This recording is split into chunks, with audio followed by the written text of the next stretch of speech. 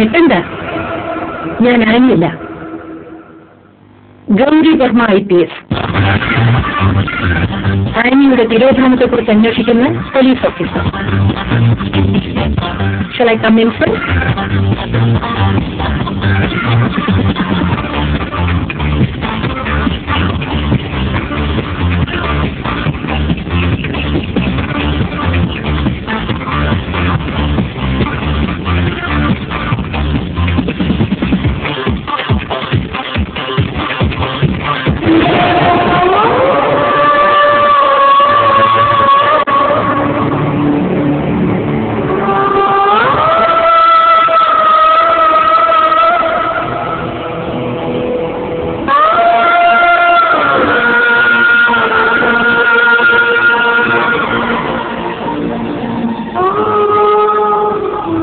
കാണുമ്പോഴുള്ള നിങ്ങളുടെയൊക്കെ ഷോക്ക് സ്വാഭാവികമാണ്. ഞാനും ആനിയും തമ്മിൽ ഒരുപാട് സാമ്യമുണ്ട് എന്നല്ല, നിങ്ങൾ ഒരുപോലെയാണ്. As A photostat copy. Miss Alex, ഈ വീട്ടിൽ ഒറ്റയ്ക്കാ താമസം? എന്താ, കൂട്ടിന് മറ്റാരെങ്കിലും ഉണ്ടോ? അലക്സ് എന്താ വല്ലാതെ വിയർത്തുന്നത്? ആനിയുടെ മുഖച്ഛായുള്ള എന്നെ കണ്ടതിന്റെ മെന്റൽ ഷോക്കാണോ അതോ? ഈ വീട്ടിലേക്ക് നിങ്ങൾ താമസം മാറിയിട്ട് ഇപ്പൊ എത്ര കാലമായി?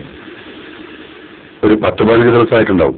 എന്താ, അതുപോലും കൃത്യമായിട്ട് ഓർക്കാൻ കഴിയുന്നില്ലേ മിസ് അലക്സിന്? കഴിഞ്ഞ 17-ാം തീയതി കടനാട്ടിൽ നിന്ന് വർഗീസ് മുതലാളി നിങ്ങൾ ബലം പ്രയോഗിച്ച് ഇറക്കി വിട്ടു അല്ലേ? നേരെ ആനയുടെ വീട്ടിലേക്ക് കമ്പനി ഗസ്റ്റ് ഹൗസിലേക്ക് പോവാതെ നിങ്ങൾ ഇങ്ങനെ വാടക വീട് തിരഞ്ഞെടുക്കാനുള്ള കാരണം ആനയുടെ തീരുമാനമായിരുന്നു. എന്ത്, വാടക വീട്ടിൽ താമസിക്കുന്നോ? കമ്പനി ഗസ്റ്റ് ഹൗസുകളുടെ മേൽനോട്ടം ഇപ്പോഴും അപ്പച്ചന്റെ കയ്യില്ല. പിന്നെ ആനയുടെ വീട് അവളുടെ അനുജൻ ടോണിച്ചന്റെ പേരില്ല. അവരുടെ തമ്മിൽ നല്ല സുരക്ഷയിലല്ല. അപ്പോ ആനയെ കൊണ്ടത് കടനാട്ടിൽ വർഗീസാണോ അതോ ടോണിയാണോ? അതോ ഇനി കടനാട്ടിൽ വർഗീസ എന്റെ അപ്പച്ചൻ. അപ്പോ ആനി മരിച്ചു എന്ന് അലക്സിന് ഉറപ്പല്ലേ? ഉറപ്പാ, അല്ലെങ്കിൽ പിന്നെ ആനയുടെ. എന്നിട്ടെന്താ അലക്സിന്റെ ഭാഗത്ത് നിന്ന് അത്തരത്തിലുള്ള മൂവ്മെന്റ്സ് ഒന്നും ഇതുവരെ ഉണ്ടാകാതിരുന്നത്? മനസ്സിലായില്ല. കേസിനെ ഊർജിതപ്പെടുത്താൻ നിങ്ങൾ ഒരു തരത്തിലും പ്രഷർ ചെയ്തുകൊണ്ടില്ല? ഞാൻ എന്ത് വേണമായിരുന്നെന്നാണ് മാഡം പറയുന്നത്? എന്റെ ഭാര്യയുടെ കാതക രാഷ്ട്രീയമെന്ന് വിചാരിച്ച് നിങ്ങളുടെ ഓഫീസിൽ കയറി ഇറങ്ങണമായിരുന്നു? അതോ ചാനലുകാർക്ക് മുന്നിൽ പൊട്ടിക്കറിഞ്ഞ് ഒരു ഭർത്താവിന്റെ കഥനകഥ ലൈഫ് ഉണ്ടാക്കണമായിരുന്നു? പറയണം. എന്റെ ഭാര്യ മിസ്സായ രാത്രിയിൽ തന്നെ ഞാൻ അടുത്തുള്ള പോലീസ് സ്റ്റേഷനിലെത്തി രേഖാമൂലം കംപ്ലൈന്റ് ചെയ്തിട്ടുണ്ട്. അവളെ കണ്ടത് തരേണ്ടത് നിങ്ങളുടെ ഉത്തരവാദിത്വമല്ലേ? ആരും മരിച്ചു പോകുന്നില്ലേ മിസ്റ്റർ അലക്സ് കോച്ച് പറഞ്ഞത്? അതെ, മരിച്ചയാൾക്ക് ഒരു ശരീരം ഉണ്ടാവില്ലേ? അതെവിടെ?